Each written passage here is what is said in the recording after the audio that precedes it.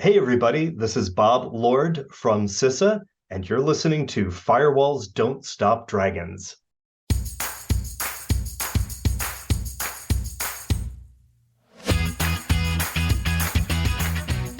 Hello, everybody. Welcome back to Firewalls Don't Stop Dragons. I'm your host, Gary Parker.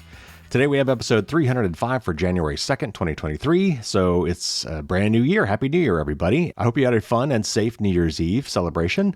And today was going to be my annual New Year's resolution show, where we do a new show, but I saved some time at the end for some tips for things you might want to consider doing, some New Year's privacy and security resolutions you might consider adopting for 2023. Unfortunately, that is going to have to be postponed, and I'll explain why in just a minute. First of all, though, the big giveaway has completed. It ended on New Year's Eve. By the time you hear this, I will have already reached out to the 5 winners, the 1 grand prize winner and the 4 regular winners, to confirm their email addresses, and I will be sending out the digital prizes via email right away. And for the grand prize winner, I will be negotiating with them on how to ship them their stuff. Thank you for everybody who entered, and congratulations to the winners. And also thanks to the new patrons that came on board and signed up for annual subscriptions during the month of December. And you guys will be getting your swag packs soon if you haven't gotten them already. All right, so it turns out that one of the things that I had given away as a free 1-year subscription to the winners of the contest was subscriptions to LastPass. So that brings us to why we have a special report today and a very special interview. On December 22nd, LastPass announced that the breaches that they had detected and the unusual activity that they had seen appears to show that bad actors had stolen copies of people's password vaults.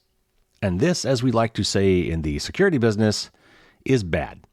Now, there's a lot of nuance to this, and there's a lot of things to consider that we are going to get into today, both in the interview and after the interview. But the upshot is that I will no longer be recommending LastPass as a password manager to people who are just starting to get into password managers. As for people who are already using LastPass, we will get into that.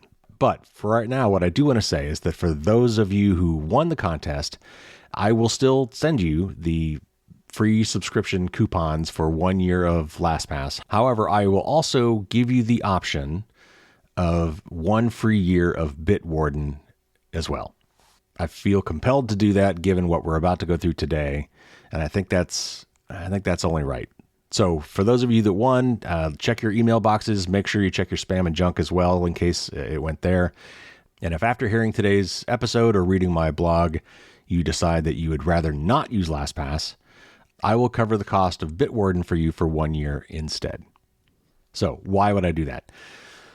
Well, on December 22nd, LastPass released a bombshell blog article / press release stating that backup copies of people's encrypted password vaults were stolen from a third-party cloud backup service that they use, which has caused quite a stir in the cybersecurity community, as well it should. I have recommended and I have used LastPass for many, many years. All my immediate family is using LastPass. And so, because I've recommended it, I feel particularly compelled to address this issue and get to the bottom of what happened, and more importantly, if you are a LastPass user, what you should do about it. So last week after Christmas, as this was developing and I was starting to read more social media posts and blog articles about what had happened and some of the new security concerns that people had over what LastPass was doing, I went to my network and managed to pull together an interview with a top security advisor from the U.S. government. And so today, instead of a news show, we are going to be talking with Bob Lord, who is a senior technical advisor for the Cybersecurity and Infrastructure Security Agency, or CISA. And then after this interview, I will give you my personal take on what happened and what steps I believe you should take. This is a special episode. I know it's going to run long. I'm not going to worry about that this time because I think this needs to be covered. This is also a very important subject, and this incident is going to be a teachable moment. And I think this is something important for everybody, even if you don't use LastPass, even if you don't use a password manager. This incident has brought to light a lot of nuances about how we authenticate ourselves and how we keep our secrets that are important. So this would be, for example, a great episode that you might want to share with friends and family or on social media, my blog post as well, because it's a really, really important topic. And we're going to try to exhaustively go through this today. The other thing I want to mention is this is a fluid situation. This is an ongoing event. I interviewed Bob on Friday, and I'm recording this on Saturday, and I have learned more just in that last 24 hours, which I will talk about after the interview. And I'm sure that there have probably been other things learned since I recorded this, and certainly by the time you hear this, it could have been several days. So another thing I will recommend is that if you want the most urgent, up-to-date stuff, you might want to follow me on social media, in particular Twitter and Mastodon and Facebook. That is where I tend to post, things that need to be disseminated quickly. But also, as a fluid situation, we will find out more as this stuff goes on, and that may change my recommendations and the things I think you should do. So take everything you hear today somewhat with a grain of salt. These are going to be decisions you're going to have to make based on what you hear. I encourage you to find information on other sources as well. Check out Krebs on Security. Check out Ars Technica. Go to TechLore. Go to Consumer Reports. Wherever you can find an independent source of news that will talk about this subject. Keep an eye on what they're saying and digest that as well and factor that into your decision-making process. All right, so I want to get to the interview, but before we do, a couple quick terms that we threw out in the interview that I want to define. MFA is multi-factor authentication. It's similar to 2FA or two-factor authentication. It's basically more than one factor. It's more than one thing that you need to use to get into an account. We talk about SQL and SQLite. SQL is a structured query language that's used for databases, and databases are just fancy software things that hold data. When we talk about an APT, that is an advanced persistent threat. Those are, cyber criminal groups, cyber hacking groups that tend to be nation states. We often think of Russia and China and North Korea when we think about that. But that's what we're talking about when we say APT. And also brute forcing, when we're talking about brute forcing a password. Basically, if I can't guess your password, and there's a lot of great tools out there, which we're going to talk about in this interview today, that bad guys have at their disposal to try to guess all the really bad passwords that people use. They've got huge lists that they try. And once they go through those and go through the simple ones, then they have to go through this process called brute forcing, where they basically just guess every possible combination of letters, numbers, and symbols until they guess your password. If they get to that point and you've got a strong password, you're in good shape, because it will take a cray supercomputer billions of years to guess a truly strong, long, unique password if they've got to guess all combinations. So when we're talking about brute forcing, that's what we're talking about. All right, let's get right to it. Let's get to our interview with Bob.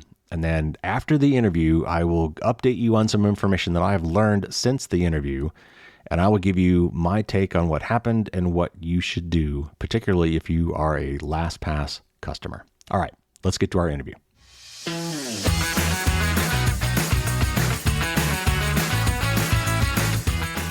Bob Lord is a senior technical advisor for the Cybersecurity and Infrastructure Security Agency, or CISA, and a former chief information security officer for Yahoo. Welcome to the show, Bob. Thank you for having me. It's going to be great. And especially thanks for coming on. I know this was short notice. I really appreciate that. But my hair is on fire. Like the sky, I want to say the sky is falling. I'm hoping you're going to talk me off the ledge. But I've been recommending LastPass for years and to my various audiences. And I've been a user for many, many years. And I've had people that I trust recommend it over, and so I kind of went with that. And since then, I've had no reason not to. But man, I got to tell you what, the stuff that's happened in this last couple of weeks has really given me pause. And I'm really worried. So I want to dig into that with you. So let's get started. Let's get right into this. So let's do it. So, LastPass is the maker of a very popular, maybe the most popular password manager out there. We as humans are horrible at passwords. You should always be using a password manager. But I'm afraid of things that like these, what we're about to talk about, this is going to turn people off, and or people that haven't done it yet because they see I was right all along. This is why I shouldn't be using a password manager. But they've had in the last 4 or 5 months, they've had not one, but 2 breaches. So, and they're related. So can you walk us through that? Like, go through the timeline. Tell us what happened. What do we know about what data was taken and who was affected? Sure. And just I want to emphasize exactly what you said, which is there's this general concern that the events of the past few weeks are going to turn people off for doing good security hygiene. And so I think we should start the conversation with that, and we should also make sure that we end the conversation with that. I don't know anybody who's actually saying don't use password managers. So really want to make that clear up front. The other thing I want to make clear is that we should not lose sight of the fact that the bad guys here are the bad guys. So the people who have been breaking in and stealing our stuff. And we shouldn't lose sight that we are in this weird position of being up against dedicated human adversaries who work in long-term campaigns. And so there's just going to be a lot that we don't know because they work in secret and because they're dedicated and human. But we should really start by saying the bad guys are the bad guys. And we should also say that the company's in the middle of a breach investigation. And so that limits what they can say for a whole bunch of reasons. And we can talk about that too. And so, just taking a look at the blog post. So, I obviously have no inside information. I'm just reading things just like you are. And it looks like back in August, there was a first blog post which talked about somebody had gained access to portions of their development environment. And then in September, they released an update that talked with a little bit more detail about how there was a 4-day period in August when some sort of threat actor had limited access to their networks. They went on to talk about how their networks were physically separated from their development environment and their production environment. So they gave you a little bit of a hint that they had been trying to establish some best practices there. Because the development environment was potentially affected, they said that they went through and did an analysis of the source code to make sure that nothing had been poisoned or if there hadn't been some sort of injection. And so that was that September blog post. Then they did another one at the end of November. And this is when they said they've detected some unusual activity in a third-party cloud storage system. And that's when things started to get a little bit interesting.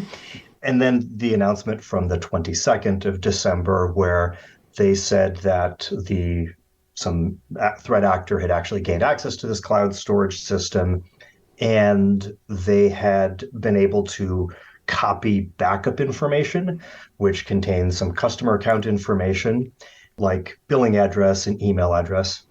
But then this is the part I think we're going to talk about, which is they then revealed that the threat actor was able to make a copy of the customer vault data from the encrypted storage container. So I think that's where we'll probably spend the bulk of what we were talking about. We'll end up talking about that, what the implications of that can be. They did talk about how credit card information did not appear to be affected, but I'll also note that they use that phrase that there's no evidence that credit card information was taken, and so we can talk a little bit about what that means from a comms perspective. Right. And they revealed that yes, a threat actor may attempt to brute force or guess your master password to crack your vault. And so I think that's where you and your listeners probably already have been thinking a little bit about what the implications of all that is. Right. Yeah, as the classic phrase goes, absence of evidence is not evidence of absence, right, is the classic phrase. I read the article, too, from LastPass. It wasn't clear to me who was affected. Was it all users? Does it include past users? Do we know? Yeah. So I think there's more that we don't know than what we do know. And so, we have questions like, which backups did they steal? Did they steal the backups from current customers or also from past customers?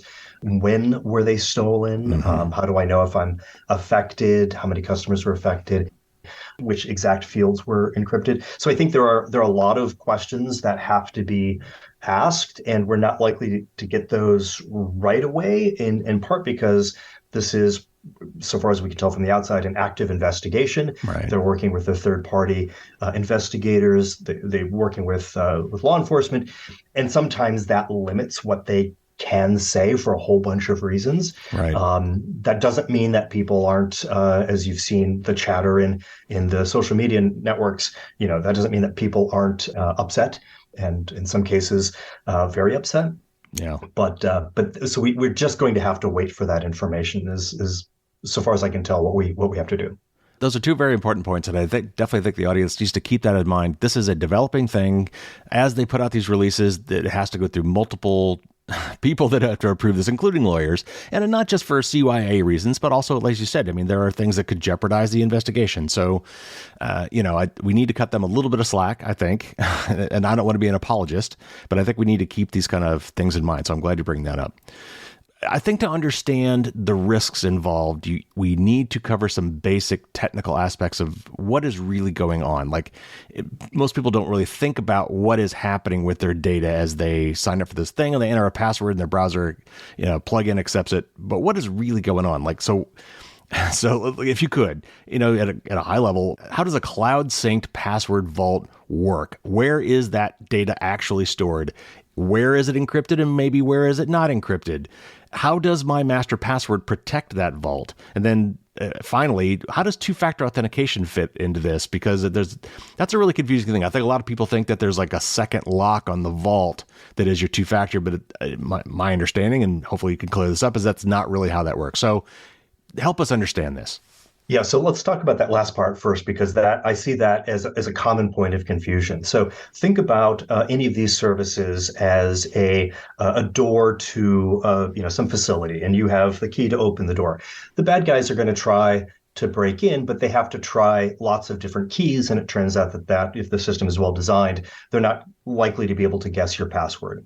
And so you, of course, can improve your chances of keeping them out by using some form of MFA. And there's different strengths of MFA. The one that I tend to urge people to contemplate, especially enterprises, is moving to a FIDO authentication, which is a phishing-resistant form of MFA.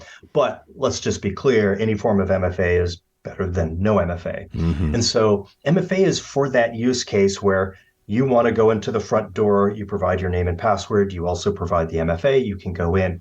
The attacker is going to try to get your password.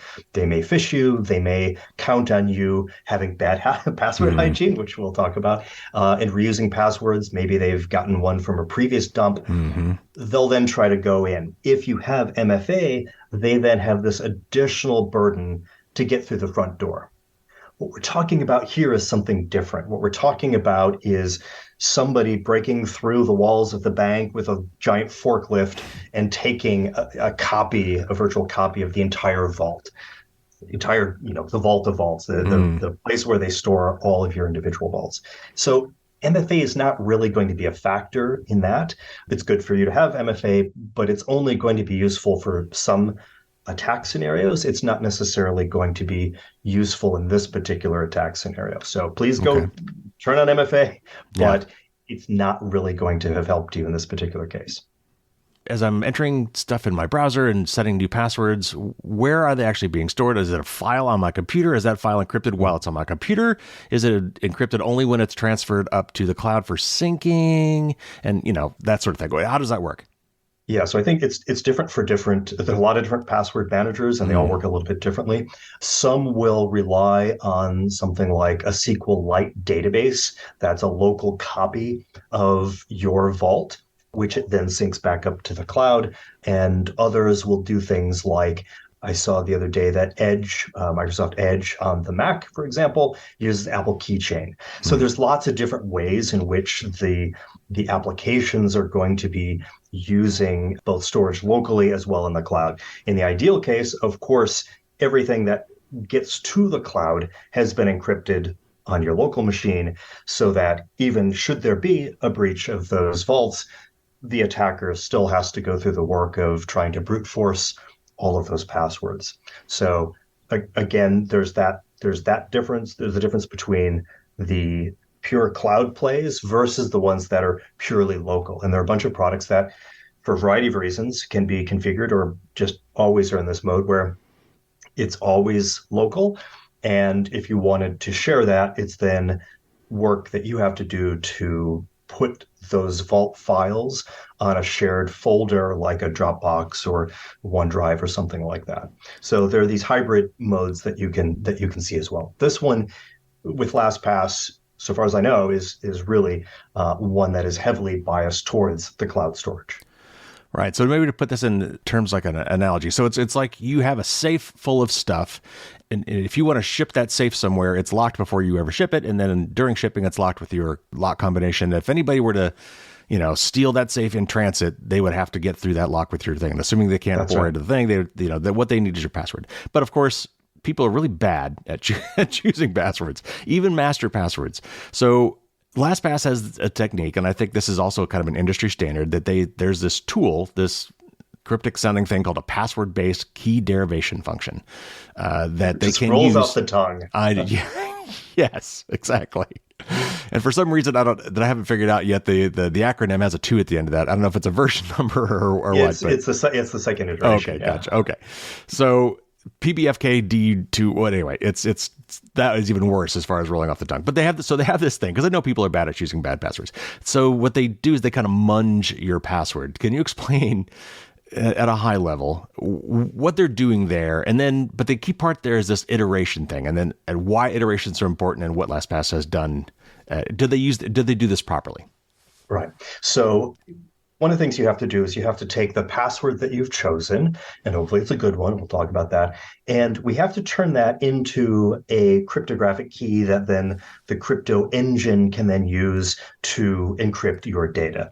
And so your password might have, let's say you have really good passwords and it has 16 characters, but somebody else's may have 35 characters in their password. How do you turn those into something that is a fixed length so that it can be used by the cryptography engine to encrypt? And so it'll go through this process of hashing, and hashing is a one-way function that takes arbitrary sized inputs and then it outputs a fixed size number of bits. And so they'll use hashing schemes like SHA-256, and they'll take your password and they'll then turn that into something that could be used as a cryptographic key. But what you just said is correct, which is people may not be choosing very good passwords. And so the designers of these systems anticipate that it is possible that somebody could steal the vault. Maybe they steal it from your hard drive or from their services, wherever they steal it from. And they want to create some work for the attackers. They don't want them to be able to just, quickly unlock all of the vaults. And so what they have to do is create some work for the attacker. And what they do is they run your password through one of these key derivation functions, like the easy to pronounce PBKDF2 key derivation function. And what it will do is then hash it a certain number of times, and it'll go through this operation. And so if you go through this operation 10 times, it's going to increase the load for the attacker who's trying to presumably brute force a whole bunch of different accounts. If you do it 100 times, it's even better, because it's going to increase the cost of attack. If you do it 100,000 times, which is in the case of LastPass's current settings and others, as I understand it, that's even better. And so that increases the cost of attack. So they have to try every possible password that they want to try, and they have to go through and spend a lot of CPU cycles to go do that. All right. Now, one of the criticisms that I've read, and I've read a few from some other security researchers, is that as time goes on and computers get stronger, then we raise these standards. We make these things more difficult. Like in the early days, I think, for example, LastPass had maybe a few hundred or maybe even a few thousand iterations of this key derivation function. And over the years, as computers have gotten better and they have cranked the requirements up, they've made it harder. They've made it, like, I think, like you said, it's 100,000 or a little bit more. However, my also understanding, and I've been a long-time LastPass user, I remember years ago, and I think I may have gotten an email about this, or maybe I read an article about it that tipped me off to do it, but they increased that level from something what we consider to be small and insufficient to something much larger, but they didn't require the customers to, this is something you would actually have to do. Like you would actually have to change, there's a setting you can make in LastPass that says how many iterations do I want to use. And my understanding is that if you didn't go and increase it yourself, if you were an older customer that had the earlier lower requirements, that it didn't automatically bump you up to the newer ones. Are you aware if that was the case? I saw some chatter, so I want to say I don't know, but I've seen people say both that they made no changes, they've been a long time customer, and they had the 100,000 iterations. I've seen other people say that they still had 5,000 iterations. And so I think it remains to be seen why that is the case. There are enough of these people talking about that fact in social media that we have to take that very seriously. And I think we need to wait for LastPass to say exactly how that could have happened. I do want to say, one of the things that I'm working on at CISA is this idea that we should be thinking more about the design of these products, not just password managers, but products in general. And one of the things I'm hoping to do is to get people to really start demanding products that are both secure by design and secure by default. And so I'm perfectly happy to talk to you about the the virtues of PB KDF2, but really, I think we want seatbelts that are built in and that engage when your car is stopping quickly. We want airbags that don't need to be tuned by the customers to make sure that they inflate at precisely the right velocity. We really do need to start demanding that products across, not just security products, but like all products, that they're all designed using good methods, good tools, and that they're delivered with safe defaults. So I think, this is a good conversation to have, and I think we'll have to wait for LastPass to reveal what it is that's really going on behind the scenes. But I don't want to have to go tune my current password managers or go check to see if this is the case. And so we should be using this as just one of many ways in which products need to be safer by design and safer by default. Yes, I couldn't agree with more. And I think we need to make it. You're right. It has to be by default, because as soon as the user has to get involved, we're we're screwed, to be honest. Because it's not that people are lazy but some are, but it's just one more thing people have to do and never get around to doing it. And so it's just got to be by default. And by the way, I did look up how to check this, and I'll put a link in the show notes for people if they want to go and see what their personal, because it's a personal setting. And I'll put it in the show notes. You can go check this yourself.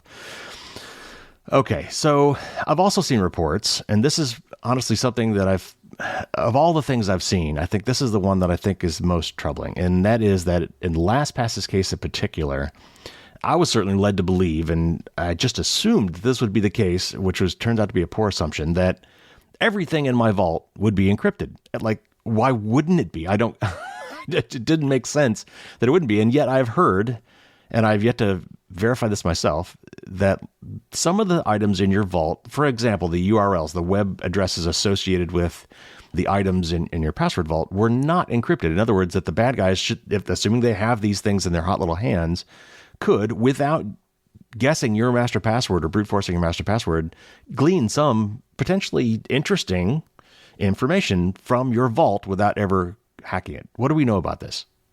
So I think exactly what you said, which is that there are some fields that were encrypted and some that were not. And again, I don't know that we have the full schema. There are people who have been digging in to look at the database and trying to glean this information. It does seem like it would be a reasonable thing to encrypt the information, like URLs and other information in the I mean, people put all sorts of information into their into these things. They put their passport numbers and they put credit card numbers, and I think it remains to be seen exactly which of these types of fields was encrypted when it was sent up. And people have rightfully pointed out that the URLs that you visit may leak information that could be used by a variety of threat actors. And let's set aside the nation state actors, just common criminals, knowing where you bank, knowing, where you live, and these other things could be used against people in a variety of phishing scams or, the entire spectrum of possible attacks. So yeah, that seems like a conversation that we should be having broadly. I don't know what the other manufacturers do, to be honest with you. Right. So I think for each of these criticisms that I've been reading in the Mastodon sphere and the Twitter sphere, I want us to step back and say, what is the industry doing and what should the industry norms be for this? It's entirely possible that LastPass is doing what is consistently done and we need to uplevel the entire industry. It's possible that they're an outlier. I don't know at this point. And so I think that's the conversation that we need to be having, hopefully at the very beginning of this coming new year. Because again, we really don't want people to think that password managers are anything but a good idea. Right. And this whole episode is causing people to have some doubts, and that can be bad for the overall security of the net. The other thing that was in LastPass's most recent blog post, once they've figured out and disclosed that, yes, in fact, copies of your vault appear to be in the bad guy's hands, is that as long as you followed their advice, which is a big if, and created a quote unquote secure master password, that there's really nothing to worry about. Well, and I don't know if they quite put it that way, but they said there's really nothing else for you to do at this point because, hey, you've got a really good password. So mathematically speaking, they're going to have to brute force this, and I've gone through these numbers, in my book and in previous podcasts when I talk about password strength. And yeah, the math does bear out. Even with a supercomputer at the level of the NSA, it just takes a certain amount of time to guess all possible combinations of 14 to 20 characters on something. So first of all, how do I know that I've got a strong password? Let's briefly describe what that really means. And then second, how credible is that claim that if you've got a strong vault password that, hey, you're fine. Don't worry about this. It's all good. So let's talk about what a strong password is. And I'm going to say what I think it is, but you should feel free to push back because I think there's sometimes some room for wiggle here. So I think a strong password is three things. It is long, it is unique, and it is randomly generated. So let me pause there and see if you want to add anything or subtract anything. No, I think that's right. The problem is that most people can't remember something like that, so they come up with something else. And I've some of the techniques that I've talked about over the years is find a phrase from a book or a poem or a song lyric, take the first characters, take all the punctuation, and then do a couple modifications that you will remember. And when you look at that looks pretty random. There actually is a pattern there, but it's not the kind of pattern that someone would figure out. But I mean, a truly random 20 character password, including special characters, I don't think an average human is up to the snuff, even if they only have one of those to remember, to do it. So in reality, while I completely agree, and all my regular passwords that are generated are that way, but the master password that I have to be able to remember and type in every time I get in my vault is not going to probably be that, right? Right. And so you notice I didn't say special characters. So complexity, which is, numbers, upper and lower case, special characters, complexity it used to be really thought of as one of the major things that you need to have. And over time, it's really fallen out of favor compared to length. And so I think of a good password for a vault as being at least 16 characters. And when I say unique, I mean like unique in the universe. Like It's not possible that anyone else on Mars has come up with the same set of characters. And so you need it to be really randomly generated. And you can do that by their online generators. There's also a thing called Diceware. I don't know if you've ever talked about Diceware. Yes. So you can literally use dice and a list of words to come up with something. I prefer those mechanisms rather than coming up with the upper and lowercase. 4 or 5 words that tends to be what I use for these kinds of things. And I come up with little stories because, especially if it's a word I don't really know, sometimes I'll weave the fact that I don't really know what that is into my personal narrative. So when I'm typing, I'm sometimes a little slow for the first few weeks if I change my password because I'm having to tell myself a little story through these words, some of which I actually don't know what they mean. And that's perfectly fine. So that tends to be the way I do that. So customers who have done that have, assuming, and this is the other assumption, that they have an account that has the 100,000 iterations, they are probably in reasonably good shape. Now, I put a little asterisk there because I'll tell you, if you've ever talked to somebody who is a professional password cracker, they're very clever and they are not guessing all possible iterations of all passwords. They are looking at dictionaries. They're loading the Klingon Bible. Yep. And I kid, I'm not making that up. Oh, no. Yep. They are loading the Klingon Bible into this and they're cracking it. So if you picked, a phrase you think surely nobody would know this 14th century poet, well, let me tell you, there is a database that has that 14th century obscure poet with all of his or her works in there. And so they're combining all of these things and running them through really amazing equipment. I mean, they're not running this on their PCs. They're running these on their gaming rigs, so they'll go out and they'll buy dozens of cards. I mean, it's really it's truly an amazing thing that they do. So, I think that the mechanisms that we've just talked about are probably going to resist their best attempts. But I think any deviation from there, if you use too few words, if they're not truly random words, if you've reused them anywhere else, then those sorts of strong guarantees start to fall apart. Well, and I wanted to call attention to the fact that you said that you didn't even know what some of these words are. And that's the real tough thing with a lot of people with passphrase when they generate passphrase. And by the way, I've actually got a site called d20key.com because I created these little challenge coins that work like a D20, but I had to take the dice key list. I had to expand it because D20s didn't map well to a bunch of 6-sided dice. I needed more. Anyway, so I created my own list. But what people do when they generate passphrases is they'll get a word they don't know or they don't like. And they'll skip it. And so if you keep hitting re-roll on these to get words you like, then it's not really random, right? So I applaud you that you actually, I don't know what that is, but I'm going to keep it because darn it, that was random. And I will learn what that is instead of changing it to something that people might know that I would know. You will be surprised. You type it enough times, like you said, you have to type it every day. Once you start to tell yourself a little story, you will be able to, through muscle memory and through just the power of narrative, you will be able to do it. It's if you believe in yourself, I promise you will be able to do it. And you only have to do it for a small number of passwords. The password vault takes care of all of the other passwords. So it's actually a fairly small ask. People just don't think that they have good memories, and They actually do. Well, and it's that's correct. It's a horse battery staple. And if you've ever seen the XKCD cartoon, and I'll link to that, then you'll get that joke. Okay.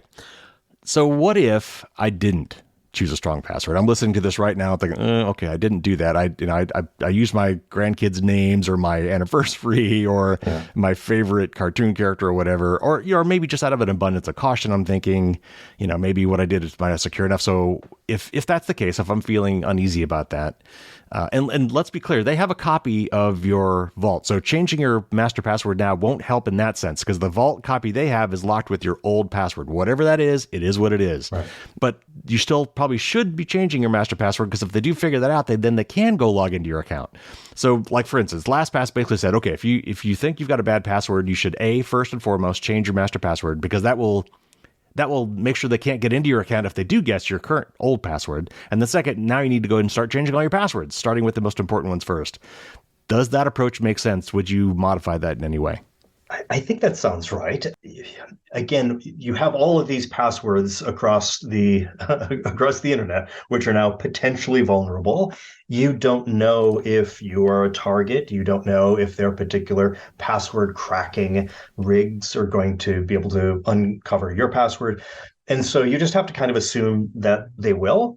And the first step, of course, is to change the access to the vault. So creating a new, really strong password, the way that you've described and we've talked about here, is that first step.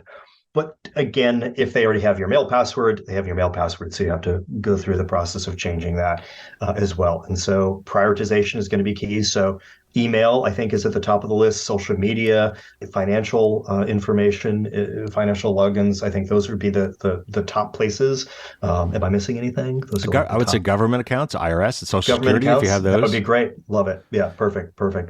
Explain to people why social media and email accounts. I mean, a lot of people think, there's nothing there I care about. Why are those so important?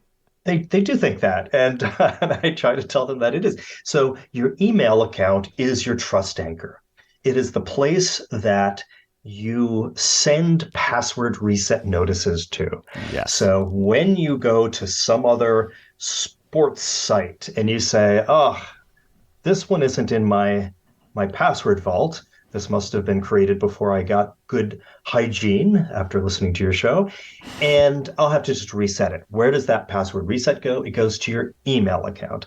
And so even older email accounts will almost certainly will be attached to other services that you've used in the past. So Yeah. it's not just your current one, the one that you like the most, the one that you use the most. It's the one that you may have used a couple of years ago and haven't really used it for. You'd be surprised how many password reset notices will go to that old account. So those are really important.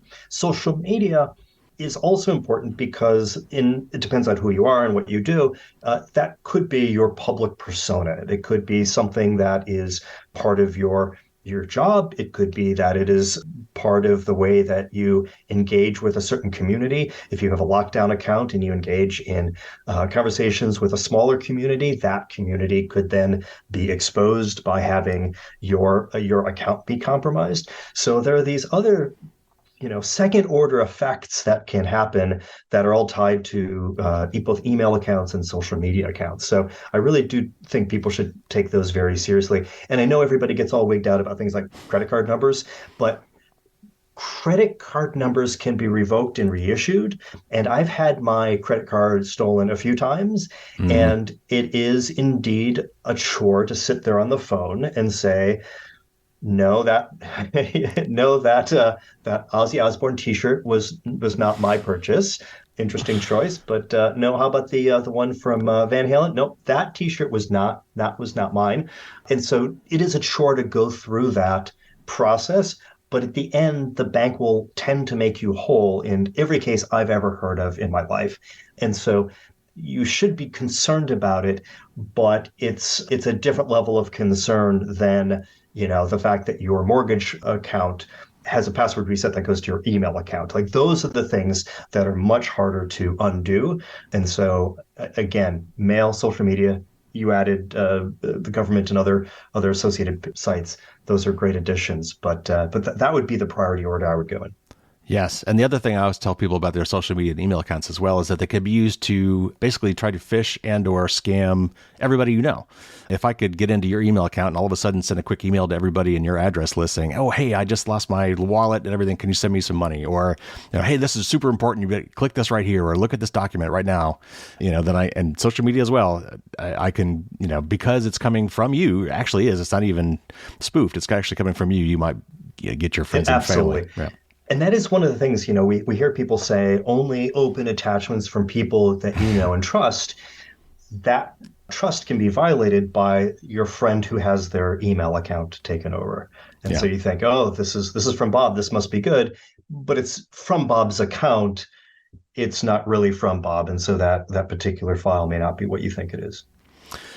All right. So this is something that's got me scratching my head and makes me wonder about what's really going on here. So has there been any evidence whatsoever that people's stolen password vaults have actually been compromised? So let's say, obviously there's got to be, out of the millions of people's vaults that must have been stolen, a good portion of those people, I'm sure, chose bad passwords. And these bad guys, surely, if they have the capability of stealing these, have also got access to these tools you mentioned and have been cracking these vaults. But yet I have not heard of a rash of people's bank accounts being drained or accounts being taken over.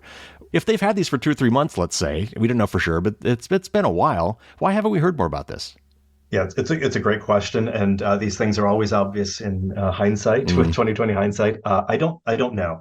It's entirely. I'm sure there's a whole spectrum of possible reasons. One is they haven't actually been cracking it. Remember over the past year, we've seen a series of joyriding attacks where people were breaking in to various high-profile, well-resourced companies to do not all that much of any value. And so is this an example of joyriding where it was more fun to steal it than not? Was this a criminal gang that's been selling these things on the black market, but we haven't actually put 2 and 2 together? The researchers who study these things haven't been able to make the link. Don't know. Is this an APT thing? Don't know. But you're absolutely right. I've heard of no such reports. And I was thinking back a little bit to think of other news reports that might have fit the bill. I personally have not been able to make any connections like that. So the unfortunate, unsatisfying answer is, I don't know. Well, and and I'll throw one theory out, and as long as we're just spitballing it, we don't know. I don't think we know at this point. I don't think LastPass has said who is responsible for this attack. But a possible solution maybe is that maybe it was a nation state, and the nation state isn't. They don't care about my bank account. They don't care about my email. What they might care about is if Joe Biden had a LastPass account, or some senior military officer, or those kind of things where they might be looking for blackmail material, and that maybe that's why we haven't heard about it. Is that that's a theory? Just for example, like the OPM, the Office of Personnel Management, they had all these fingerprints stolen years ago. But to the best of my knowledge, I've never seen that anybody ever did anything with those things. Yeah. So again, we just don't know. One example that I'm intimately familiar with was the Yahoo breach, and so that started off as an FSB operation. So that's the Russian Security Services. And that was an intelligence operation, and it was targeted around 24 very specific people. And so what they really wanted was detailed information on those people. For what? Don't know. Exactly which information did they want? Was it their contact list? Don't know. Was it their travel habits? Was it things in their scent? Don't know. But we do know that it was the FSB, and that they really were interested in about 24 very specific people. Is this a similar case? Again, it's one of these things where the investigation is going to have to play out. The investigations that lead to attribution can take a very long time, and that's not satisfying from the outside.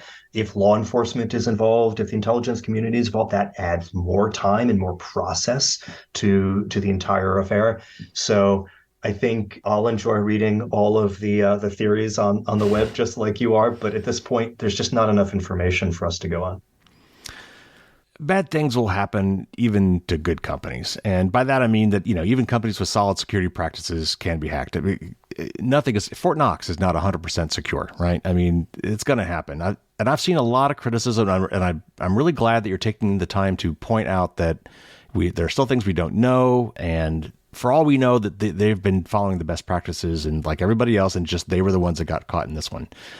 And I've seen even some of their competitors, like I won't name them, but some of their competitors have already been blogging about how well we would have done this better. This never would have happened to us. And it just really seems like a glass houses situation where you might not want to be doing that sort of thing. But, based on the limited information we already have at this point, what is your take on how LastPass has responded? Because this happened to anybody, what I usually look for is, I don't care that it happened to these people unless they were really grossly negligent. What I want to see is how they respond.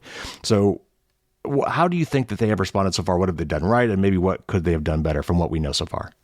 Yeah, so a couple things come to mind. You point out that there is just a ton of chatter, and people are expressing some really deep frustration.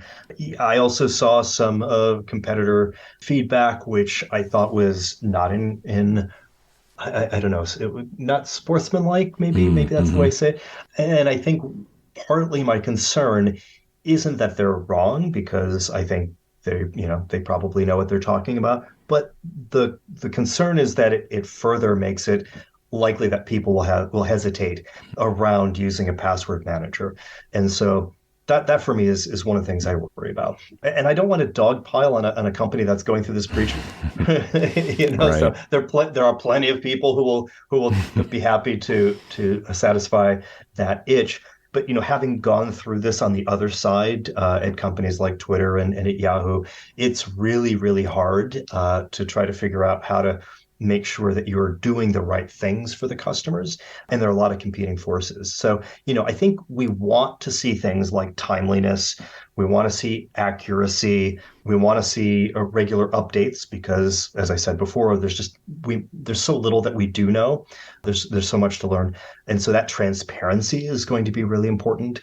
It's also good to have multiple communications channels. So I want to hear, if I'm a customer, I want to hear from them directly, not through social media. Mm-hmm. When you see these announcements, you also want some empathy. You don't want them to downplay it too much. You want them to say, yeah, this is not good. We did prepare for it. We did have a number of different mechanisms to prevent and detect these kinds of things. And of course, your vault is protected with these other things because this was part of our threat model. You do want them to come through and say that, but you don't want them to downplay it.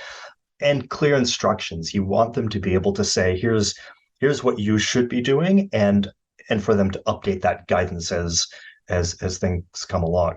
I'll tell you some of the things that I don't like saying, and I think we touched on this before. I don't like to hear things like security is very important to us. Right. I don't know if I was responsible for that back in the 90s when I was at Netscape, but that may have been something we said back in the day. I also don't like the phrase, we have no evidence. I understand that that's something that the lawyers probably have final say over. We don't like the organizations to overemphasize things that are not really important. Like we mentioned, credit card information. Going to great lengths to explain that your credit card information is safe isn't actually important compared to all the other data. So, these are all the things that I want to hear from them, but these are at odds with law enforcement working the case, not tipping off the hackers as to what the company actually knows. The company may have discovered some soft spots in their overall patching mechanisms, in their networking. They need to close those before they say anything more. And this is something that you only really realize when you are on the other side. There is a whole patchwork of legal notice requirements that is in the United States. There is no unifying notice process or guidelines. So you have to figure out things like, do we have people in this state, or how many people do we have who reside, to the best of our knowledge, in this state? And then what are the requirements around that state? Do we handle that separately, or do we fold that in with all of our customers? And these conversations can go on for a long time with the lawyers, and they're actually lawyers who specialize in knowing what every state requires. Right. I mean, it's a real headache. And then there's often uncertainty around things like, what logs do you need? What forensic data do you need? Might there be in unused portions of the disk some artifacts that the hacker may have inadvertently left when they started deleting logs? So these things just take time. And so those can really slow down the process of improving, like I said, the timeliness and the accuracy of these announcements. All right, so I'll put you a little bit on the spot here and throw you a curveball. So you've been on both sides of these things, and so you are now in a position at the U.S. government where you might be able to affect some changes that you'd wish you'd had in when you were in the other side of this thing. What could the government, or what should the government be doing to make it easier? Does there need to be a federal standard for how these things are released so we can not have the patchwork quilt? Do we need some sort of limited immunity if you report this within a certain amount of time, then you can forget about worrying about certain legal problems that are, that may cause you to cover your butt way too much in your responses? What's the role for the U.S. government and either legislative bodies or in CISA or from the executive orders? What kind of things could the government be doing to make it easier on LastPass and companies like LastPass going through this? So CISA is not a regulator, so right. I'll start off by saying that. So we're not going to be telling organizations what to do. I think that the main thing that I want to emphasize is just that safety by design and safety by default, and that requires more transparency. So on a slightly orthogonal topic, one of the things that we've been asking for is more MFA uptake. But one of the things that we've noticed is that if you think about enterprises that use MFA, it turns out the number of people, the percentage of people who use MFA in an enterprise setting is shockingly low. It's like a third. It's like a third. It's like a quarter to a third. And that's despite all of the headlines. Right. And so one of the things that we really want is for the companies that are, in this particular case, they're enterprise companies. They have customers who may or may not be using MFA. We want them to publish those statistics. So transparency is going to help. Companies like Microsoft do publish those results. Twitter does. It's a consumer product company, so it's a little bit different. But those are the kinds of things that I really think are super helpful. In terms of the actual breach notification process, I think that does require a really good hard look for all of these reasons. I don't know that there's any one law or program that's going to change all of that. I think we do need to step back and take a look at the whole process and say, we do want to reduce the chances of a breach, but we really also need to make sure that we're doing right by the customers. And often what is doing right by the customers means, tightening up some of the requirements for the companies. But, I think there are so many different possible proposals. You just rattled off a few. I don't know if we're going to see those anytime soon. All right. So here's the $1 million question. it's all been leading up to this one, and this is the tough one. So given everything that we know at this point, should LastPass users consider switching to a new password manager? We've already established that they should be using one. This shouldn't be an excuse not to use one. So is this a reason not to use LastPass? Or could all this stuff just as easily happen to any other cloud-based password manager? And we talked about offline stuff. I'm focused on cloud-based stuff here. But by the grace of God, go I, right? 1Password, Bitwarden, this didn't happen to them this time. Do we know that they're better? Like, is this an opportunity to switch to a quote-unquote better one? Or is it just was the LastPass draw the short straw here and it could have been them too? Well, so a few things. One is the dust hasn't settled, so we need to hear a lot more from LastPass about what's been going on. I also saw somebody say something to the effect of, hey, if you change vendors every time there's a security incident, you'll end up only using companies that don't know when they've had a security incident. And so I think Right. there's a germ of truth in that. And so, I can safely say CISA would like you to use MFA and CISA would like you to have strong passwords. We're not going to be recommending a particular course of action for a particular product.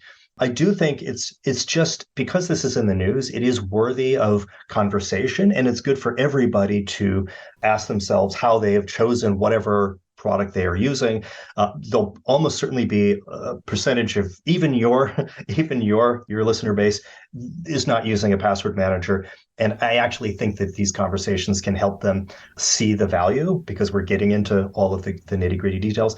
There are resources by neutral and respected organizations. Consumer Reports, for example, has a security planner. I don't know if you've used the security planner, but Yes. it's great. You go Yes. through and you tell it what you have and what your concerns are, and it comes up with a tailored list of things Yes. to do. I think that's very interesting. They also have a password manager section, so that might be of interest to people. But I think the main thing, and I just want to keep saying this, is not to give up on password managers. I've read a whole bunch of other things by people who have also said the same thing, which is, big asterisk, but none of this should cause you to lose faith in the idea of a password manager. We should still do that. I also want to say that in the spirit of trying to think a few chess moves ahead and try to figure out, like, how do we not get in this mess over and over and over again, we got to start talking more about things like passwordless. And I know you'll probably want to ask me about that also, but there's a limit to how much we're going to be able to take passwords that you memorize and share with a site and make that a robust security mechanism. Like, we've pushed that really far and further than it should have been pushed. Yeah. But there are alternatives. This is a teachable moment for them, right? I mean, we've seen companies go through these things and come out better. And it could very well be that by staying with LastPass, you will have the best product because they will learn from this and make changes and overcompensate in a good way. It's a complex issue. And like you said, you can't just switch every time somebody screws up, or you'll be left with nobody. So, okay. Yeah, or ones who just have no clue as to what security right. is. And it's like, hey, look, this product has never had a security incident. Right. Well, they have. They just didn't know about it. Correct. All right. So you've already mentioned this. Let's bring it up as we wrap up here. Passwords do suck. We've been doing them for decades. For some reason, we have not come up with anything better, except there are technologies that you mentioned, passwordless or passkeys for authentication. Is that the solution? Because it seems to me that even with passkeys, we've got this public-private key thing. It does neatly solve the problem of if I've got a Yahoo account and Yahoo is hacked and they get a hold of my public key from Yahoo, that's meaningless. It doesn't help the bad guy at all. However, even in this passwordless scheme, I have a set of private keys that are probably in my secure enclave or probably my TPM chip. But if I want to use those on multiple devices, I still have to synchronize them somehow. Doesn't that just open it up right back up to the exact same problem we're having here? So a few things. One is that the reason that we like things like FIDO authentication is that it's a widely available phishing-resistant form of MFA. And so that means when I fall for the attack, because we will all fall for the phishing attack, they're just going to keep getting better. There are fewer typos as time goes on. And so we're going to fall for it when I do what the attacker says, and I go to the website that I shouldn't be going to, and I type my name and password because I wasn't using a password manager. it's still going to fail, and I'm still going to be protected. And that's because of password reuse and because of phishing, because it is so darn easy to phish people. We need something that is going to be phishing resistant. Passkeys takes it to another level and says, well, one of the challenges is not everybody can afford to have a bunch of hardware security keys or whatever. And so I want to be able to share that. And so the people in the FIDO Alliance have really worked with the trade-offs between the usability and security. And it seems like they got it right. If there are going to be enterprises, for example, that are just not going to use passkeys. They're just not. They're going to say, I'm going to issue the tokens, and if you lose your token, I will FedEx you a new one, and you're out of work for another 24 hours. That's tough noogies. Don't do that again. That's not necessarily going to be the right trade-off for an end user who just got a new machine because the last one just literally just stopped working and they can't resurrect it. So having that mobility and having a trusted third party like the major cloud providers is, for those use cases, a really good set of trade-offs that gives you the cryptographically strong identity verification so that I can prove that I am who I claim to be to Yahoo, but not have my keys floating around in such a way that the bad guys can get those too. So it's a little bit of a trade-off, but it seems like they've gotten it right. And so I guess, let's talk again in 6-9 months and see what's happened. But they worked really hard on this, and I have a sneaking suspicion that this is going to be a major improvement in how we do identity. How long do you think it's going to take for passwordless to really roll out? And will this LastPass incident accelerate that? So I was wondering exactly the same thing. So, never let a good crisis go to waste. Right. And so, I'm hoping that more organizations will ask themselves if their customers were impacted by this or other security related incidents and use this as an accelerant. I'm certainly going to be pushing them to do exactly that. Whether or not I have enough oomph is another question, but I'm very persistent. And so I'm really hoping that this starts to bring awareness that we need to transition, that we do have the technologies. They are relatively new, so we'll have to be a little bit cautious about that. But there's no reason why we can't begin that journey and start to see some positive test cases come out of all of this. All right, so let's wrap this up. So as you said, let's come back to the fact that password managers are still good and we should be using them. But read this back to me. What are our key takeaways from this incident? What should we do going forward? What do we learn from all this? Wow, that's a tall order. Well, I think you summarized it. So, despite the apparent magnitude of this, and despite the anxiety and the frustration on the part of a lot of security researchers, the consensus still seems to be strongly on the side of using a password manager. And if you haven't been using one, this is kind of a good opportunity for you to start. Go take a look at some of those guides that give you those neutral technical pieces of advice. You've also given a lot of great advice, so people can listen to you along those lines. But I think making sure that you and again, it goes back to secure by default, but check the number of iterations. You want to make sure that you have a really strong master password, that if you change that master password because it was weak, you're going to want to go through a prioritized process of changing your passwords, and just kind of the general awareness of how you conduct yourself and with regard to passwords. It's just kind of, if there's any silver lining, I think that's it. Bob, thank you so much for coming on, especially on such short notice and talking about this very, very timely and important topic. My pleasure. Thanks for having me.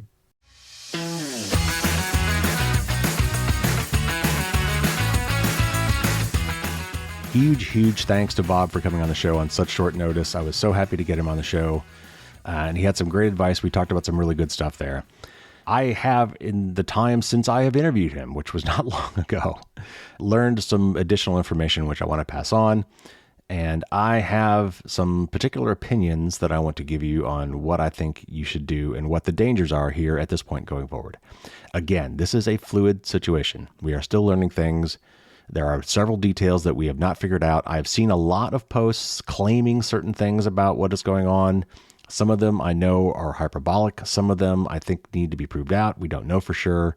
So take those kind of things with a grain of salt. Keep your eye on more reputable news organizations that are going to take the time to vet statements before they say them. And it's not just somebody blowing off steam on social media. I'm not saying those things are wrong. I'm just saying that we need to be careful about knee-jerk reactions to some of these things. So I know we are going to go over time on this. I'm going to try to keep this short, but I've got several things that I want to go through with you before we quit here today on this very special and important topic. First of all, let me reiterate, if you have not used a password manager, this is not a reason not to use one. We have always known that this was a threat. We have always known this was possible. That is why we say you really, really need a strong master password. If you have a very strong master password, you probably don't have anything to worry about in this particular breach. That is the way this is supposed to work. If you have a good password and the encryption was done properly, it's useless for anybody to have a copy of that data. Now, of course, we may not all think that we do have a password that's quite that strong. Maybe we're worried now that it wasn't quite as good as it should have been, and we'll get to that, and I will have recommendations for you. But if you're not using a password manager, you should be. You really should. Despite what we're talking about today, you just make sure you've got a really strong master password. Make sure you're using two-factor authentication everywhere you can, including and especially for your password vault. Even though in this particular case that doesn't help you, it still keeps people out of your account. And if you have two-factor authentication set up on all your accounts, even if someone were to get your encrypted password vault, crack your password, get into that vault, and find your passwords for all your accounts, if all those accounts are also protected by two-factor authentication, they still can't get to your account because they don't have your cell phone handy. And so that is why we have defense in depth. That is why we do all these things. This incident is a perfect example of why I've been telling you to do all these things and why all the security experts have been telling you to do all these things for all these years. This brings that into stark relief. This is a teachable moment. So let's learn from what is going on here. All right, so what did go on here? Again, we talked about it in the thing, but just briefly, LastPass is a cloud-based password manager. You put your passwords into the password vault. They're encrypted on your device. They are sent up to LastPass so that they can be synchronized with your other devices so that you have access to your passwords everywhere you need to. That's the beauty of cloud syncing password managers. But that does mean that somewhere LastPass has a copy of your password vault. Now that password vault is encrypted with your master password, and they've actually gone to some lengths, including this password-based key derivation function iteration thing and some other techniques. They can take even kind of a crappy or middling password and beef it up to try to make that even better and make it even that much harder for the bad guys to get into your vault, even if they do manage to get a copy of the encrypted vault, and even if you don't have a great password. They've gone to extra lengths to make it difficult for them to get into that vault. But trust no one is a big buzzword phrase in security right now. And what that basically means is you need to have defense in depth. You need to assume that bad things are going to happen and prepare for them. And so one of the ways you do that is you make sure that your master password is really good. Now, we talked a little bit about how to create good passwords in the podcast. I'm not going to get into all that again here. We've talked about it on past episodes, and I've had blog articles. There are links in the show notes. Please follow those. There's stuff in my book about this as well. Passphrases are another great way to go. I've got a whole website devoted to this, d20key.com. And again, links to all of this is in the show notes. Please check that out. So some of the things that I've learned since the interview, I saw some security researchers who actually looked at their password vaults and picked it apart to try to figure out what was and what was not encrypted. And this is one of the things that LastPass really messed up here. They did not encrypt everything. Why you would encrypt everything in your vault is beyond me. I just don't get it. Now, the key things, of course, were, so if you think of every entry in the vault, it's got a certain set of fields, and one of them is the name. Like you're going to give every entry in your vault is going to have a name that you give it. Maybe Bank of America or Amazon. And then there's also a URL associated with that. What website is that password associated with? Then there's, of course, the username and password, the actual login credentials for that website. And then there's several other fields, some of which you can directly see and some of which are kind of behind the scenes that LastPass keeps metadata on for each of those entries. So your name, the name you gave it, the little text name that you gave that entry in your vault, your username, your password, the folder, if you've got folders that you organize these things in. And if there's any notes on that thing, there's a little area for notes for these accounts where you can add little other bits of information you want to save with that. All of those fields appear to be fully encrypted. That's good news. The bad news is there are many other metadata fields associated with these entries that were not, for some inexplicable reason, were not encrypted. And the main one being the URL. So Amazon.com, bankofamerica.com, Pornhub.com. You can see where the URL could be very telling and that could contain private information.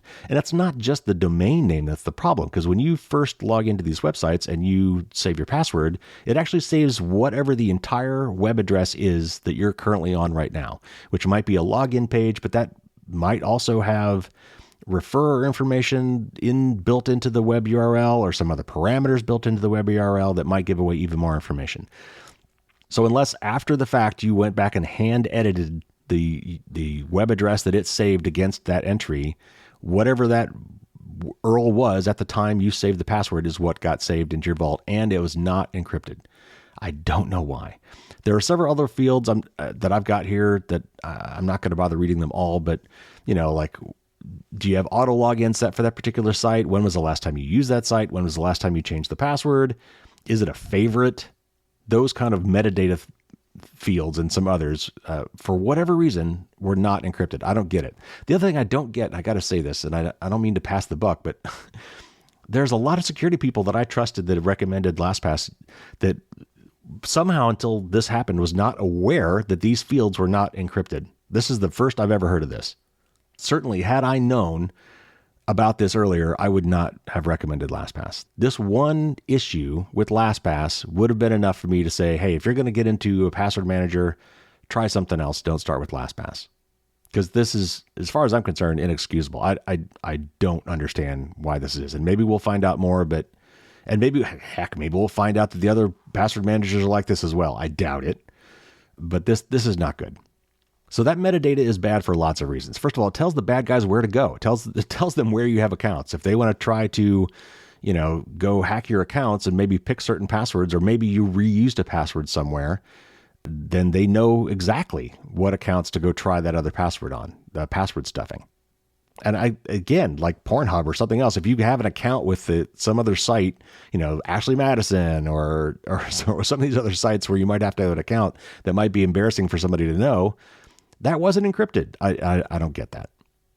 The other problem that I see with LastPass, and I've yet to verify this, is this whole thing about the password-based derivation function iterations count.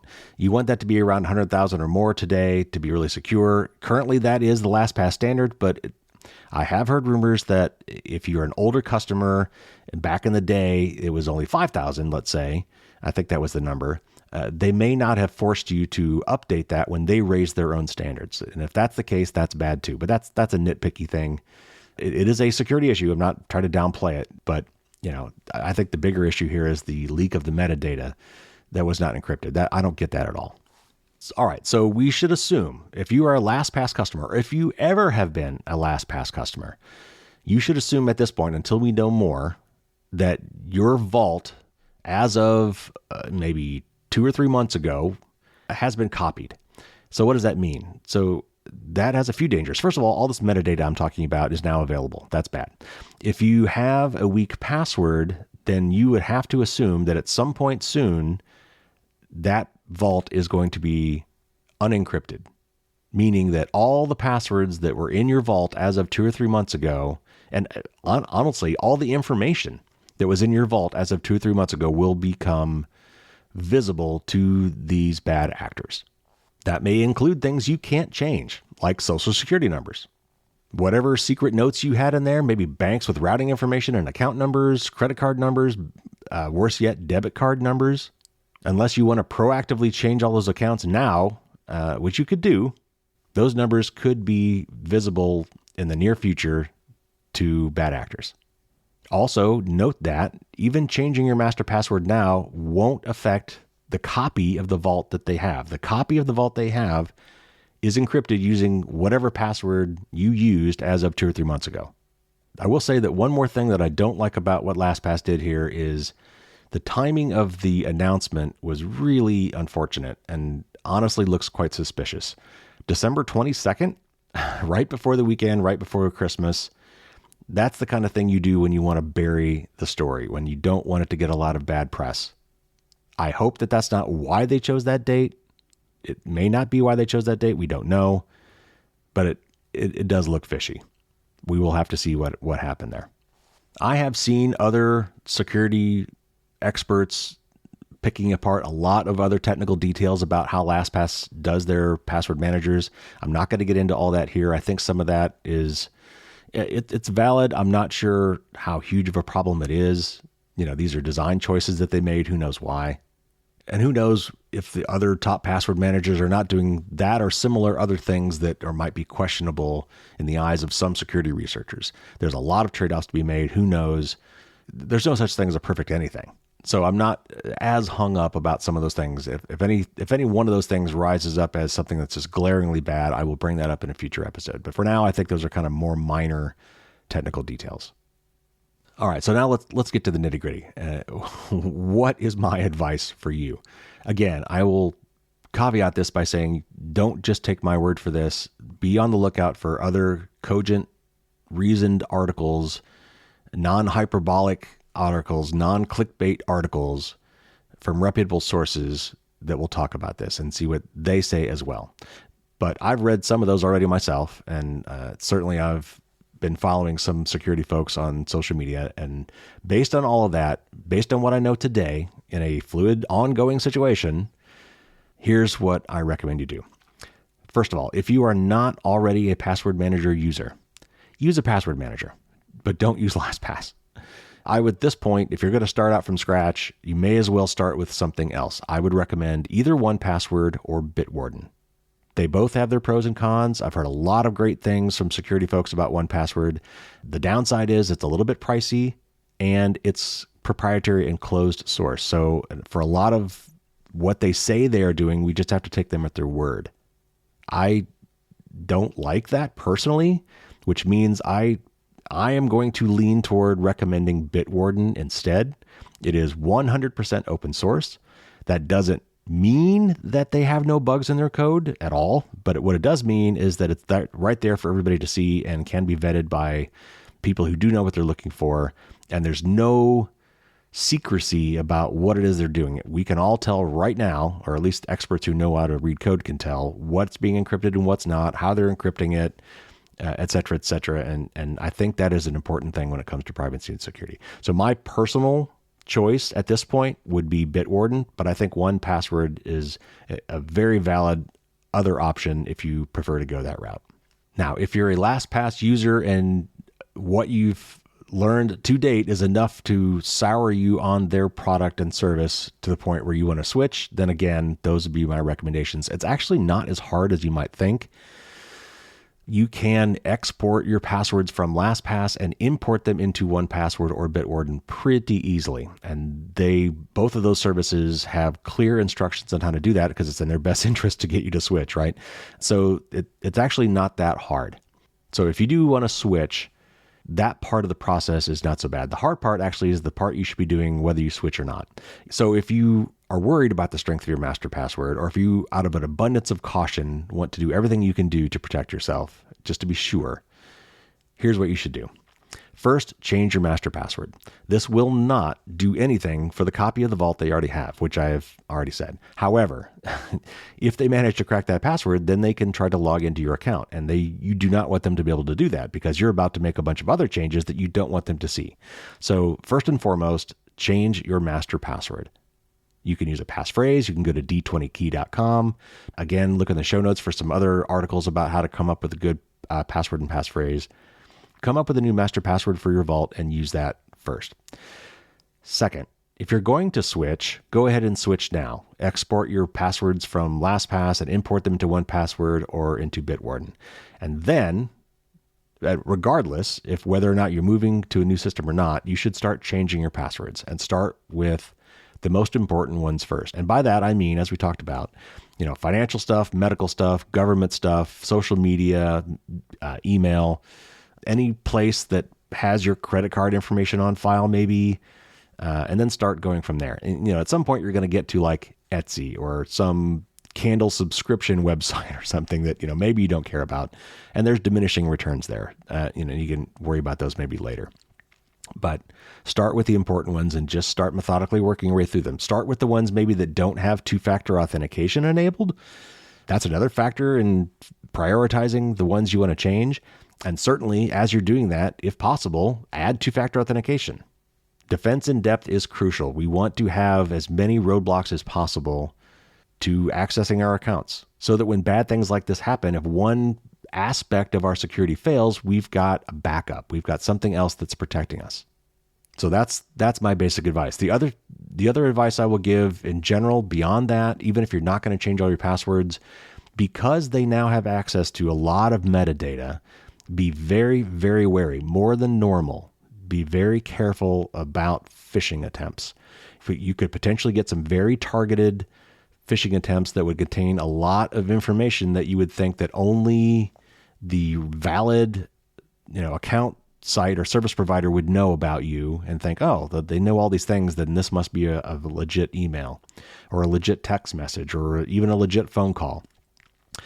Be very, very careful and make sure that in all cases that you manually go, if let's say Bank of America, you get a text or an email from them saying, hey, there was this LastPass breach, your account has been compromised, you need to click here to fix that, log in and change your password or whatever. Don't click that link. Go to bankofamerica.com yourself, log into your account manually. You can use your password manager to log in. That's fine. Change your password if you haven't, but don't trust those links. They could be wrong. They could be fake websites. And this is another great reason for using a password manager. If you click on this link accidentally, you trust it and you click on it and you go to the site and supposedly it's bankofamerica.com, and your password manager, for some strange reason, isn't offering to fill in your credentials for you, that should be a clue that you're not really on bankofamerica.com. You're on a fake website. Your password manager will not be fooled by bank0famerica.com. Now, I do want to say one more thing. At times like this, some people will say, well, that's why I shouldn't use a password manager. But there's also going to be some other, top-notch security people who say, well, you're stupid to use a cloud-based password manager. You should never be storing passwords in the cloud. Honestly, for most people who are not willing to really bend over backwards, it's just not convenient. What are you going to do? If you can use something like KeePass, for example, and save your passwords in a local vault that is a file on your computer that never leaves your computer.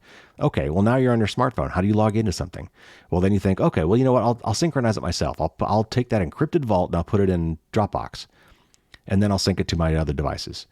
Now you're right back into the same situation. That vault now exists in a third-party cloud service that you cannot control, that may somehow get loose and bad guys get a hold of. You're right back to where you were before. You could also, try to hand type these things in. Maybe you put all your passwords on your phone, and now you're at your computer, and now you've got to bring up that password and show the password and type it in by hand and hope you don't mess it up. Most people just will not do that, and they will revert to bad old ways. So that is an option. It's not, to me, a viable option for most people. If you can be that disciplined, if you could go through all of that inconvenience, more power to you. Go ahead and do that. That is definitely more secure. However, for the vast majority of people, that is just not something I can generally recommend. So my book is currently in publication right now, they're typesetting it right now, and I'm working with my editor. I was actually hoping at this point to try to, at the last minute, change my recommendation in the book from LastPass to Bitwarden. And I don't know that I'm going to be able to get that change into the book. I will be able to put a note in the book, certainly, that will tell people to go to my website and get some updated information on that. But I'll at least have that in there. But for the time being, anybody who has never used a password manager, I will be recommending that they start with Bitwarden or maybe 1Password as their choice, and not LastPass. Now, if you are already a LastPass user, like I am, like my family is, I think it might be a wait and see scenario. I think you should probably, if you're worried about having a weak master password, you should do everything I've already mentioned. Change your master password and then start changing your other passwords. That's the safest thing to do. But if you're already a LastPass user and don't want to have to switch to something else, maybe you've got a bunch of shared passwords with your family or friends. And so not just you would have to switch, but they would all have to switch too. So if that's the case, you might want to hold off on that particular decision until we know more information. All right, everybody, thank you for hanging in there. I know this was a long episode, but this was very important. There will be updates to this, I'm sure. So stay tuned to social media and to the podcast. As I learn more, I will pass that on to you. So that's going to wrap it up for this, the first episode, a special episode starting off 2023.